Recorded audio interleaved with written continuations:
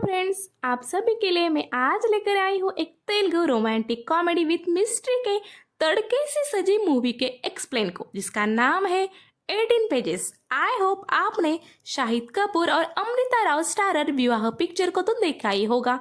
इस पिक्चर में जैसा ट्रू लव दिखाया गया है, कुछ ऐसा ही नज़ारा हमें इस स्टोरी में देखने मिलता है। अगर आप इस स्टोरी को देखना शुरू करोगे तो इसमें एंड तक जरूर खो जाओगे, ये मेरा मानना है। आगे बढ़ने से पहले मेरी आप सभी से रिक्वेस्ट है कि मेरे चैनल को सब्सक्राइब करें और इस वीडियो को एंड तक देखकर इसे लाइक करना ना भूलें। तो चलिए अब बढ़ते हैं आगे। कहानी की स्टार्टिंग में हम हैदराबाद में रहने वाले इस स्टोरी के मेन किरदार सिद्धू को देखते हैं, जो एक्टर निखिल सिद्धार्थ इन्होंने प्ले किया है। सिद्धू एक ऐप डेवलपर होता है और एक बड़े कंपनी में जॉब कर रहा होता है। वो अपनी गर्लफ्रेंड प्रीति के प्यार में पागल होता है, जो अलग शहर में रहती थी।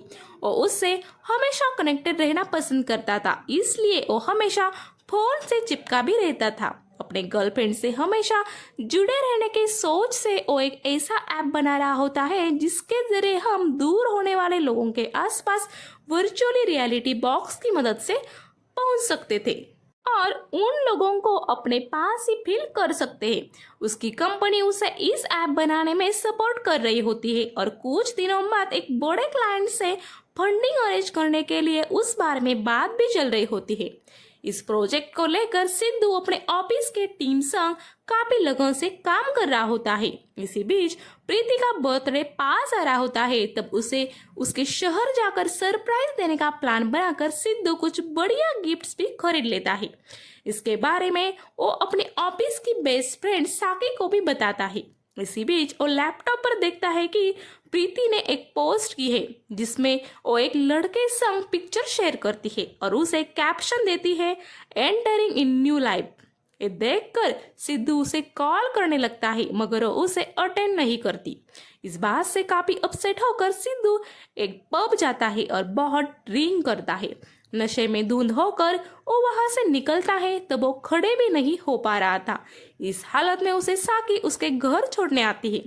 तब वो उसे बताती है, तुम प्रीति को भूल जाओ, वो गलत है और उसने तुम्हें धोखा दिया है, तुम गलत नहीं हो। इसके बाद साकी वहां से चली जाती है, मगर इस बात का गुस्सा दिमाग में रखकर सिद्धू प्रीति के बर्थडे के दिन ही उसके शहर जाकर उसके नए बॉयफ्रेंड को प्रीति के संग एक रेस्टोरेंट में देखकर पीटने लगता है। इसके बाद पुलिस वहां आती है और मारपीट करने के जोर में उसे अरेस्ट कर देती है। इस बात की खबर मिलने पर साकी सिद्धू के डैड संग वहां आती है और उसे छुड़ा लेती है। सिद्धू के डैड एक बड़े बिजनेसमैन होते हैं, जिस वजह से पुलिस उनके पर्सनल बॉन्ड पर सिद्धू को छोड़ देती है। मैं आपको यहाँ बता दूं कि सिद्धू अपने घर वालों से एक बात को लेकर नाराज था और इसी वजह से अलग रहता था। उसके घर वालों ने उसके दादाजी का ठीक से ध्यान नहीं रखा था और वो एक दिन घर से बिना कुछ बताए चले गए थे। इसके बाद जेल से रिहा होकर सिद्धू अपने घर आकर थोड़ा आराम करता है।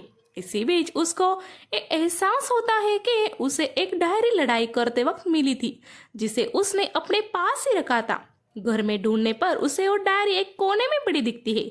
जब वो उसे खोलता है तब वो थोड़ी धूल से खराब हो चुकी थी। उस डायरी में सिर्फ 18 पेजेस पर कुछ लिखा होता है और यहाँ से कहानी एक ब्यूटीफुल मोड़ ले लेती है, जिसी वजह से इस मूवी का नाम भी 18 पेजेस है। सिद्धू उस डायरी को पढ़ना शुरू करता है, तब उसे पता लगता है कि वो डायरी नंदिनी नाम के एक लड़की की है, जो एकदम सिंपल सी लाइफ जी रही थी। उसके पास ना कोई स्मार्टफोन होता है और ना ही कोई व्हीकल। वो नेचर से काफी कनेक्टेड भी थी। उसे डेली अपने लाइफ के बारे में लिखना पसंद था, इसलिए उसने एक डायरी मेंटेन की थी। ये बातें जानने के बाद सिद्धू का वो डायरी पढ़ने का इंटरेस्ट बढ़ता है। आगे उसे पता चलता है कि नंदिनी विजयवाड़ा के एक छोटे गांव से बिलोंग करती थी। अपने दादाजी द्वारा उनके मरने से पहले दिए गए एक एनवेलप को लेकर वो फर्स्ट टाइम हैदराबाद आई थी। और इन्वेलप उसे एक अनाथ आश्रम चलाने वाले वेंकटराव को देना था। उसके पास वहाँ का डिटेल एड्रेस नहीं था, इसी वजह से उसे कुछ दिन हैदराबाद में रुकना था। इसलिए वो अपनी कॉलेज की दोस्त चानू के घर रुक जाती है। चानू के घर जाकर वो देखती है कि उसकी सब रूममेट्स हमेशा फोन पर बिजी होती है। वो एक दूसरे से कोई इंटरेक्शन नहीं करते हैं। नंदिनी को वहाँ लगता है कि वो रोबोट के बीच फंस गई है। नंदिनी नेचर से लगाव रखती थी, इसलिए वो कभी किसी जीव को भी मारती नहीं थी। इतने में सिद्धू के घर की डोरबेल बजती है और वो डायरी को साइड में रखकर डोर ओपन करता है। तब उसे उसके नए पड़ोसी डॉक्टर संदीप दिखते हैं, जो उससे यह पास में प्लम्बर कहाँ मिलेगा इस बारे में पूछते हैं। उन्हें प्लम्बर के कॉन्टैक्ट डिटेल्स देकर जब सिद्धू डोर बंद करता है तब उसे रियलाइज होता है कि ऑफिस जाने का टाइम हो गया है। इसके बाद वो रेडी होकर ऑफिस जाता है। वहाँ वो अपनी दोस्त साकी को नंदिनी और उसके डायरी के बारे में भी बताता है। इसी बीच वहाँ उनके टेबल पर एक चीटी दिखाई देती है। सिद्धू उसे बड़े प्यार से पेपर पे रखकर दूर से एक जगह छोड़ आता है। ये नजारा देखकर साकी उसे चिढ़ाती भी है कि भाई को फिर से इश्क वाला लव हो गया है। इस सीन के बाद उनके बॉस वहां आकर उस ऐप के सिलसिले में क्लाइंट मीटिंग के बारे में बात करने लगते हैं। दरअसल क्लाइंट को एक प्रेजेंटेशन देना होता है, जिसके बाद उनसे कंपनी को फाइनल कंफर्मेशन मिलने वाला होता है। बॉस को हाल ही में सिद्धू के लाइफ में चल रहे प्रॉब्लम्स के बारे में जानकारी होती है। वो कोई रिस्क नहीं लेना चाहते थे, इसलिए वो उस मीटिंग को अटेंड करने सिर्फ साकी को ही जाने बोलते हैं। इस बात से सिद्धू काफी नाराज होता है, क्योंकि इस प्रोजेक्ट को वो लीड कर रहा था। मगर साकी काफी लॉयल फ्रेंड होती है। वो बॉस के मना करने के बावजूद सिद्धू को अपने साथ वहां लेकर जाने निकलती है। उस जगह जाने के लिए जब वो नेविगेशन सेट करते हैं तो सिद्धू जानबूझकर उसे बंद कर देता है और साकी से बोलता है, नंदिनी तो किसी भी जगह जाने के लिए लोगों से एड्रेस पूछती है। उसका ये मानना था कि इस वजह से हमें नए लोगों से इंटरेक्ट होते हैं, जो कि नेचुरल प्रोसेस है। इस बात से साकी थोड़ी टेंस जरूर होती है, मगर उसके पास और कोई ऑप्शन भी नहीं था। उसने अपने संग मुसीबत खुद के चॉइस से जो लाई होती है। इसके बाद 10 जगह रुक कर वो क्लाइंट से मिलने बुलाए एक अनाथ बच्चों के आश्रम में पहुंची जाते हैं। वहां जाकर वो क्लाइंट कुछ देर पहले ही साकी को राह देखकर निकल गए, ये बात पता चलती है। इस बात से साकी काफी डर जाती है, क्योंकि इस बात का असर उसके जॉब सिक्योरिटी पे आ गया था और इसके लिए जिम्मेदार था अपना देवदास यानी कि सिद्धू, जिसने नेविगेशन जो बंद किया था। उस आश्रम में घूमते हुए सिद्धू उस डायरी का एक पेज याद आता है, जिसमें नंदिनी ऐसे ही किसी सनातन आश्रम में जाती है। वहां वो वेंकटराव जी के खोज में गई होती है। उसे वहां कई अनाथ बच्चे मिलते हैं जो उसके पास केक्स और चॉकलेट मांगते हैं, मगर नंदिनी के पास ये सब चीजें अभी नहीं होती। उनको नेक्स्ट विजिट में ये सब लाकर जरूर देगी, ये प्रॉमिस करती है। इतने में उस आश्रम के मैनेजर वहां आते हैं। उनसे बात करने पर वेंकटराव जी बीमारी के वजह से वहां करीब 1.5 साल से नहीं आए हैं और उनके बिहाफ पे उनके वकील पद्मानंद यहाँ आते हैं, ये बात पता चलती है।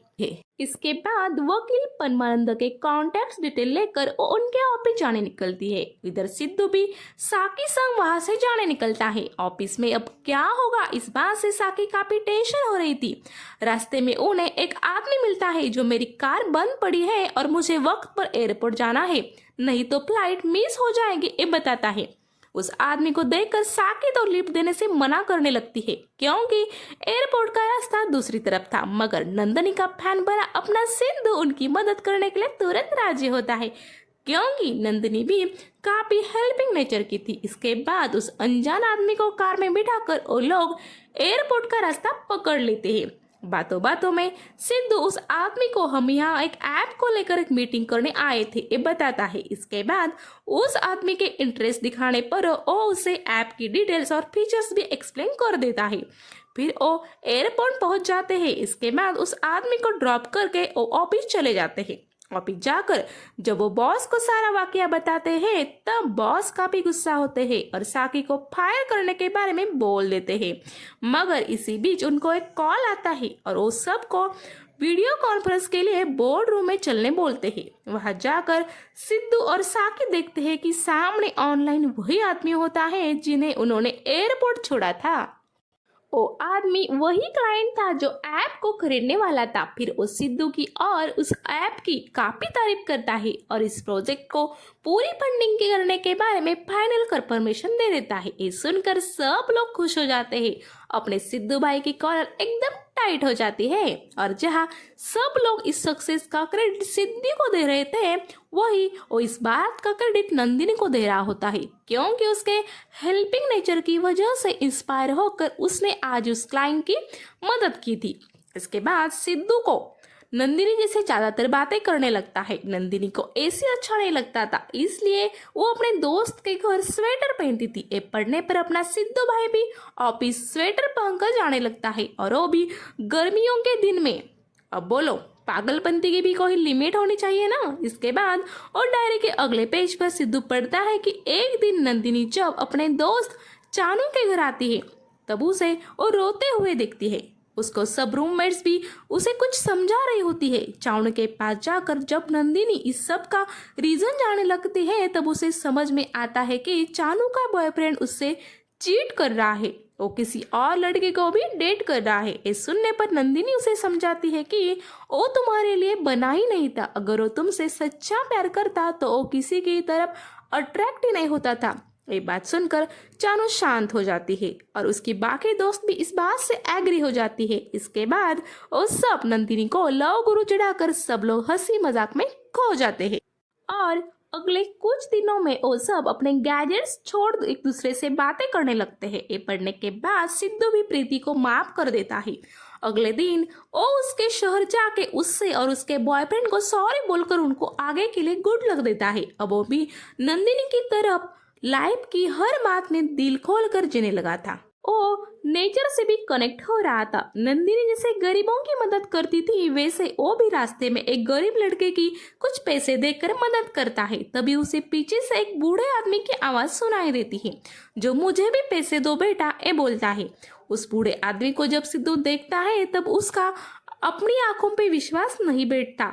वो उसी के दादाजी होते हैं, और उनको इस हालत में देखकर वो शॉक होता है। इसके बाद उनको वो वहाँ से अपने डैडी के घर लेकर जाता है। वहाँ वो अपना उनके दादाजी की क्या हालत हुई है सब बताता है, जो सुनकर उसके डैडी काफी सॉरी फील करते हैं, और अब हम उनका पूरा ख्याल रखेंगे ऐसा बोलते हैं। इसके बाद सिद्धू वहां से लौट आता है। सिद्धू अपने दादाजी को फिर से ढूंढ लेने पर काफी खुश था, और अब उसे पूरा विश्वास था कि उसके जिंदगी में जो भी अच्छा हो रहा है वो सिर्फ नंदिनी की वजह से हो रहा है। वो नंदिनी से मिलने चाहता था, वो उससे सच में प्यार करने लगा था, मगर एक बड़ा सवाल था, कैसे? डायरी से कुछ लिंक मिले सोच कर वो घर आकर अगले पेजेस पढ़ने लगता है। तब उसमें उसे दिखता है कि नंदिनी कुछ दिनों बाद वकील पद्मानंद को जाकर मिलती है। तब वो उसे बताते हैं कि इस केस के सिलसिले में वेंकट राव जी को कोर्ट में आना पड़ता है, और अगले मंडे ही उनकी हियरिंग है, तब तुम उनसे मिल सकती हो। ये सुनकर नंदिनी खुश हो जाती है, और अगले मंडे लौटने का बोलकर वकील पद्मानंद से विदा लेती है। तभी उसे रियलाइज होता है कि एक मैकेनिक उसका पीछा कर रहा है। वहां से तेजी से निकलकर नंदिनी जैसे तैसे उस आदमी से पीछा छुड़ा लेती है। तब वो मंडे कोर्ट जाती है, तो पूरे दिन वेट करने पर उसे वहां ना तो वो वकील दिखते हैं और ना ही वेंकट राव जी। इसके बाद मायूस होकर शाम को वहां से निकलने लगती है। तब जॉनी नाम का एक आदमी उसके पास आकर, मुझे वेंकट राव जी ने भेजा है, तुम्हें उनसे मिलना है ना, ये पूछता है। इसके बाद नंदिनी उसके साथ एक कार के पास जाती है। वहां उसे कुछ लोग जबरन कार में बिठाकर कहीं ले जा रहे होते हैं। रास्ते में उसे लोग किसी मैप के बारे में भी पूछ रहे होते हैं। ये नजारा एक सिग्नल पर वो भिखारी लड़का देख लेता है, जिसे नंदिनी ने पैसों की मदद की थी। वो दूसरी कार से जा रहे एक आदमी को ये सब बात बताता है। उस कार में डॉक्टर संदीप नाम के व्यक्ति होते हैं, जो नंदिनी के दोस्त चानू के पड़ोसी होते हैं। नंदिनी के कार का पीछा करो उसी ही सही सलामत घर ले आते हैं। इस इंसिडेंट के बाद नंदिनी और डॉक्टर संदीप इनमें काफी अच्छी दोस्ती हो जाती है। जब ये बात सिद्धू पढ़ता है, तब वो काफी जेलस होता है। उसे लगता है कि नंदिनी और डॉक्टर संदीप अब एक साथ होंगे। सिद्धू अपने रूम में बैठकर रो रहा होता है। तब वहां साकी आती है, जिसे इस सब बताने पर वो बोलती है, अरे आगे के पेजेस भी पढ़ो, शायद तुम्हें और कोई जानकारी मिले। मगर सिद्धू आगे डायरी को पढ़ने की हिम्मत नहीं जुटा पा रहा था। इसके बाद उसे याद आता है कि मेरे नए पड़ोसी भी डॉक्टर संदीप ही है। क्या वो इसी डायरी वाले डॉक्टर संदीप होंगे? इसके बाद सिंधु और साकी उनके घर जाते हैं। तब उसे पता चलता है कि डॉक्टर की वाइफ शॉपिंग के लिए बाहर गई है, क्योंकि आज उनकी एनिवर्सरी है। शाम को एक पार्टी भी रखी है जिसमें वो सिद्धू को इनवाइट भी करते हैं। सिद्धू जब शाम को उस पार्टी में जाता है तो वह डॉक्टर संदीप के वाइफ का नाम कुछ और ही देखकर वो खुश होता है और पार्टी में जमकर एंजॉय भी करता है। घर जाकर वो जब फिर से डायरी पढ़ता है तब उसे पता चलता है नंदिनी और डॉक्टर संदीप इनमें सिर्फ का अच्छी दोस्ती ही होती है। इसके बाद अगले पेज पर नंदिनी को लेटर मिलता है जिसमें कल उसे वेंकटराव एक चिल्ड्रन पार्क में मिलेंगे ये बताया होता है। अगले दिन वहां जाने पर उसे एक बूढ़ा आदमी मिलता है जो उससे मैप मांगता है। बस इतनी ही इंफॉर्मेशन उस डायरी में लिखी होती है। इसके आगे वो पूरी डायरी ब्लैक होती है। ये देखकर सिद्धू काफी हैरान होता है, क्योंकि नंदिनी का आगे क्या हुआ ये वो पूरी तरीके से जान नहीं पाया था और अब वो नंदिनी को तहे दिल से चाहने भी लगा था। इसलिए वो डायरी में लिखे नंदिनी के गांव एक बस से चला जाता है। वहां नंदिनी के दादी से उसे पता चलता है कि 1 साल पहले ही नंदिनी की हैदराबाद में एक एक्सीडेंट में मौत हो गई। ये सुनकर सिद्धू काफी मायूस हो जाता है और हैदराबाद लौटकर अपने दादाजी से मिलने जाता है। उसके दादाजी लोगों को खाना खिला रहे होते हैं। ये देखकर जब सिद्धू इसका कारण पूछता है तब वो बताते हैं, इस सब मैं तुम्हारे दादी के पसंद की चीजें कर रहा हूँ। उसे लोगों को खाना खिलाना पसंद था। उसकी इच्छा पूरी करने से वो हमेशा मेरे साथ है, ये फीलिंग मुझे आती है। इसके बाद सिद्धू भी नंदिनी की अधूरी इच्छाएं जो उसे डायरी के द्वारा पता चली थी उन्हें पूरी करने में जुट जाता है। वो सनातन आश्रम के बच्चों में जाकर केक्स और चॉकलेट बांटता है तो सिग्नल पर भीख मांगने वाले लड़के को स्कूल में भर्ती करवाता है। इसके बाद उस एक बस कंडक्टर को भी मिलता है जिसने नंदिनी के टिकट के पैसे एक बार दिए होते हैं। तब उन बस कंडक्टर से उसे पता चलता है कि उन्होंने एक हॉस्पिटल में 6 महीने पहले नंदिनी को आईसीयू में देखा था। ये बात सुनकर सिद्धू चौंक जाता है, क्योंकि नंदिनी के दादी ने तो उसे बताया था कि वो 1 साल पहले ही मर गई है। इसके बाद सिद्धू के मन में एक उम्मीद जगती है और वो नंदिनी से जुड़े हर शख्स से मिलता है, पर उसे कोई खास बात पता नहीं चलती। इसके बाद वो नंदिनी के दोस्त चानू के घर जाता है। तब उसे वहां एक आदमी कुछ ढूंढ रहा है ये दिखता है। उससे पूछने पर वो अपने आप को जॉनी बताता है।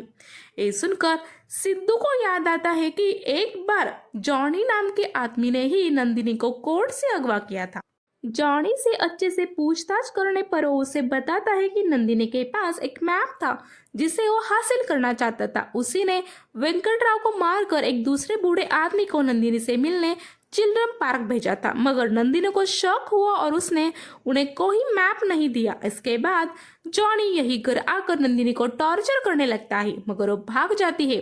रास्ते में वो जिस टैक्सी से जा रही होती है जॉनी उसी का एक्सीडेंट करवा देता है। इसके बाद जॉनी को नंदिनी का कुछ पता नहीं था।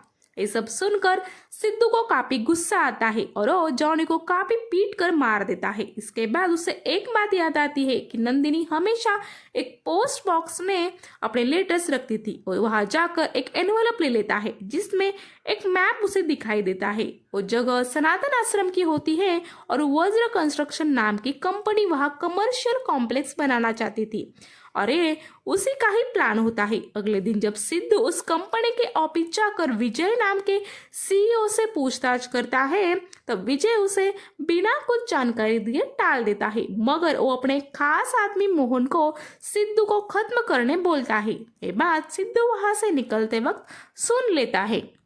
जब मोहन सिद्धू को मारने की कोशिश करता है तब पहले से अलर्ट होने के कारण सिद्धू ही उस पे भारी पड़ता है।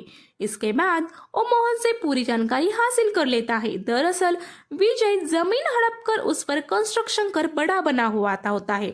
उसकी नजर सनातन आश्रम पर भी थी, क्योंकि उसका लोकेशन आईटी पार्क के पास होता है। वहां का प्लान बनाकर वो एक दिन नंदिनी के दादाजी से जाकर मिलता है, क्योंकि वो वास्तुशास्त्र एक्सपर्ट थे।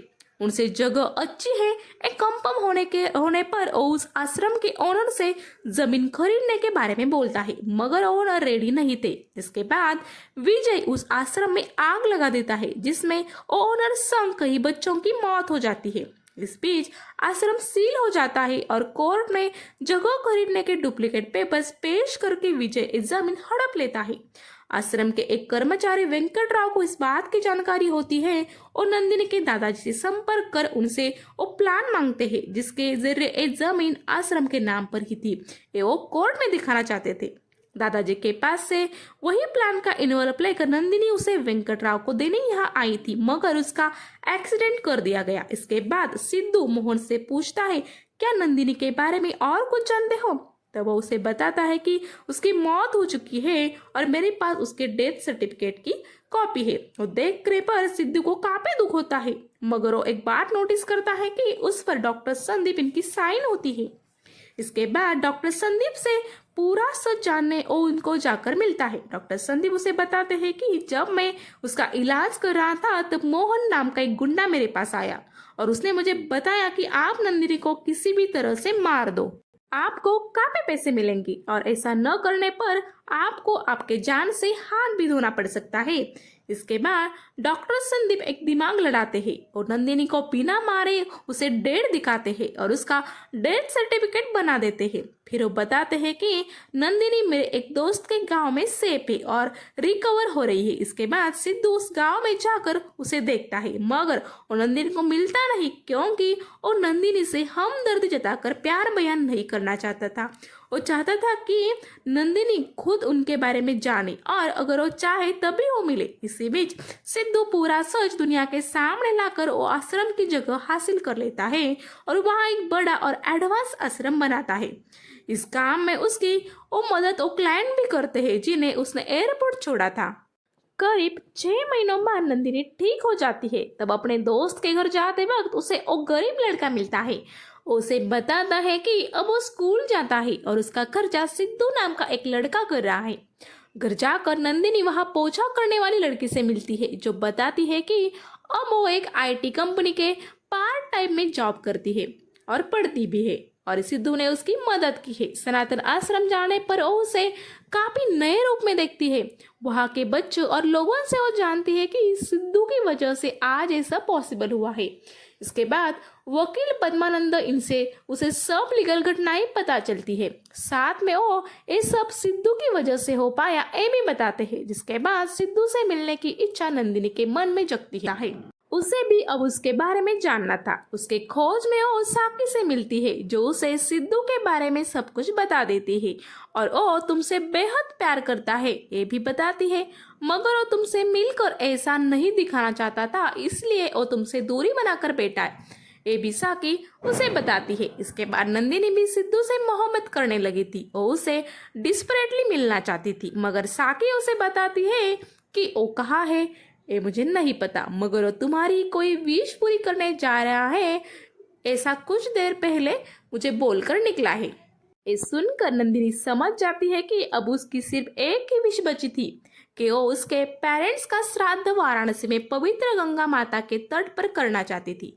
नंदिनी रेलवे स्टेशन की तरफ दौड़ती है। वो वहाँ वाराणसी जाने वाले ट्रेन में बैठ जाती है। अब सिद्धू को तो उसने देखा नहीं था तो उसे कैसे ढूंढे ऐसा सवाल उसके मन में झांक रहा होता है। तभी उसे अपने बाजू वाली सीट पे एक लड़का बैठा दिखता है। उसके हाथ में वो अपनी ही डायरी देखती है। इसके बाद वो उस लड़के के कंधे पर जाकर सिर रखकर रोने लगती है और हम देखते हैं कि वो लड़का भी सिद्धू होता है और उसकी आंखों में भी आंसू होते हैं। भाई वाह, क्या सीन है ये नज़ारा देखकर हमारी आंखें भी नम हो जाती है और इसी सीन पर ये ऑसम स्टोरी का एंड हो जाता है।